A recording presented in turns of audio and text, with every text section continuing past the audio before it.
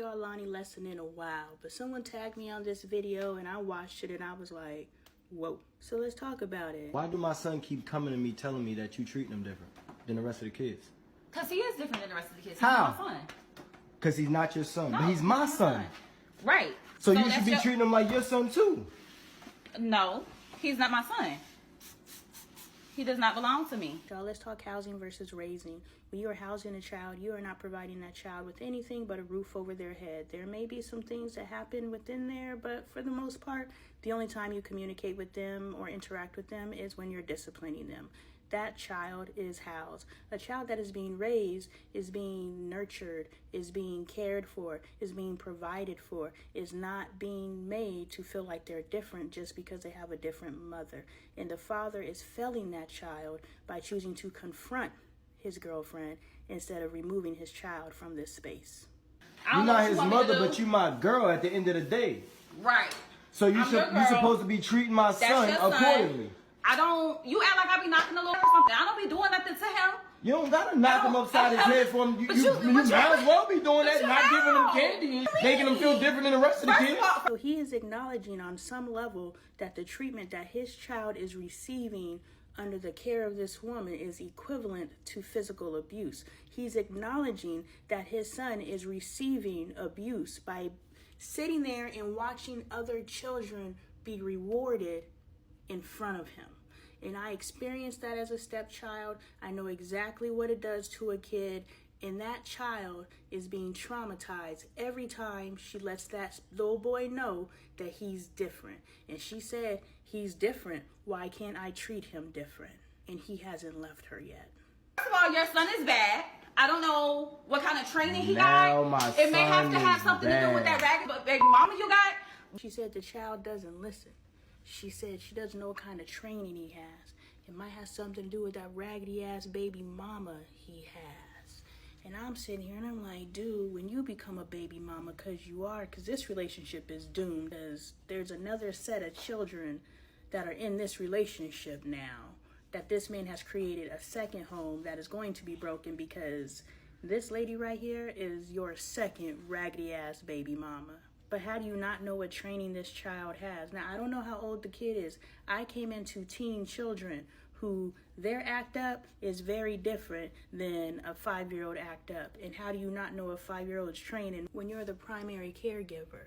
How do you not know how he's being raised unless you're choosing not to raise him? And the fact that she couldn't wait to throw that baby mama and child under the bus to deflect from her behavior and take accountability lets me know how their arguments flow. At the end of the day, this don't got nothing to do with my baby mother. This don't got nothing to do with nothing else but you treating my son differently from the rest of the kids. Your son is different than the rest of the children. So how is he aware enough to know that this ain't got nothing to do with my baby mama? This has everything to do with how you choose to treat my child. How does he have that awareness, but he does not have the awareness to remove his child from this situation? How come he does not have a female that he could call in his life and he can say, this is what's going on? Perhaps the mother that he chose to have a child with. I don't know. Maybe his mother. I don't know.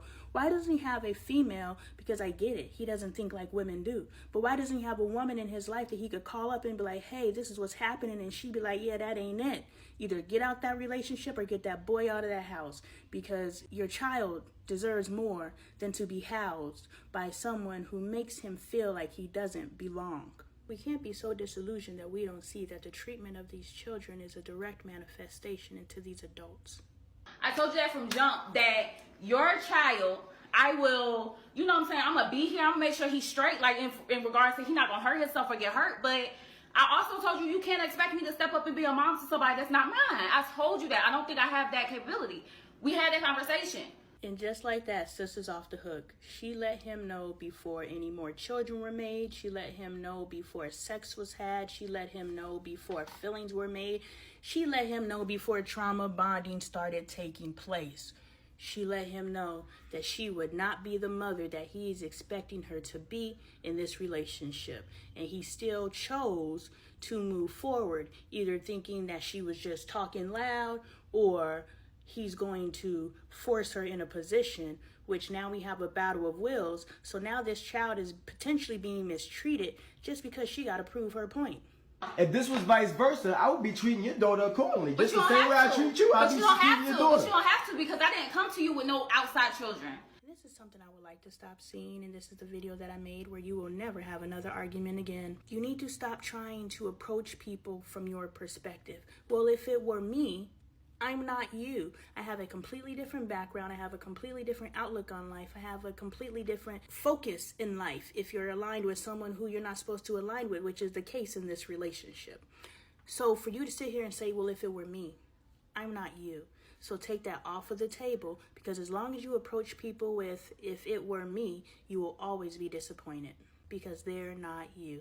And I'm sorry that I didn't come into this relationship with outside kids, as if you're not going into the next relationship with outside kids. That was judgmental and nasty energy. So you telling me I have a baby, I bring the baby home, you gonna take care of it and be a father? If you had the kid before me and we get in a relationship, why wouldn't I? That would make sense not to.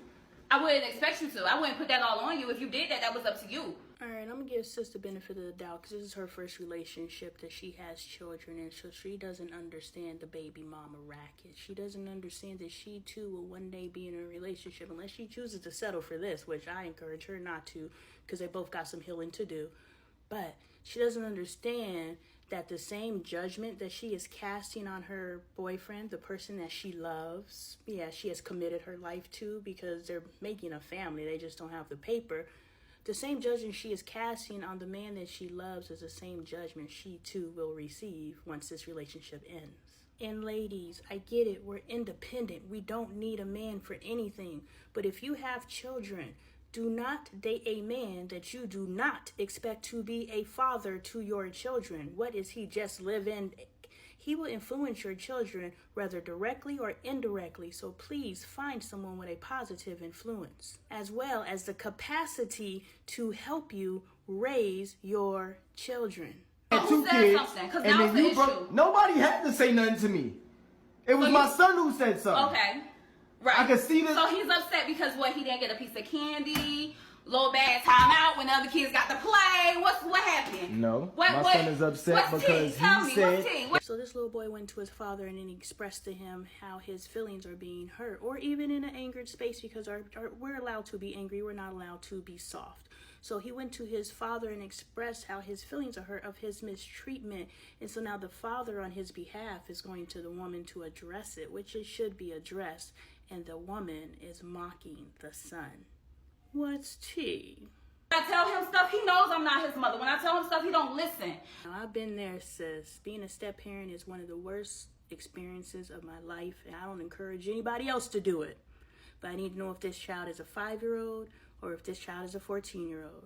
If this child is being used as a pawn in your home, which it doesn't sound like. It just sounds like you're choosing to neglect the child and you're not going to address the child because you did not birth the child. All I gotta do is tell him to sit in the house, let the kids do whatever they want to do, and wait till home because you're his father. I definitely understand a child not listening to you, so you just try to keep the peace until the primary parent gets home.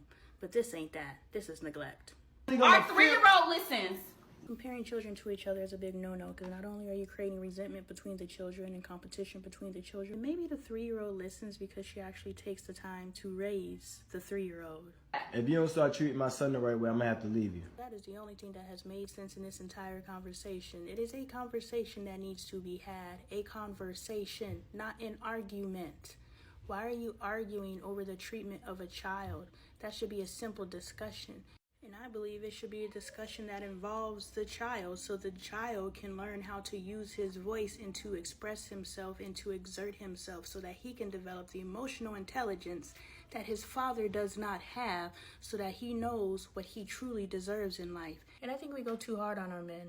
We forget that our men were once little boys who were emotionally neglected, who were spiritually neglected, who were physically abused. Just like you are, and just like you carry and have to work through your trauma, he carries, but does he have awareness enough to know that he needs to work through his trauma? Before we acknowledge that we have a black man problem, we need to accept and admit and take accountability that we have a black parent problem. Whoever raised these little boys that grew into these ill-equipped men, whoever raised this man to where he cannot effectively communicate and advocate for his own child is where we need to start.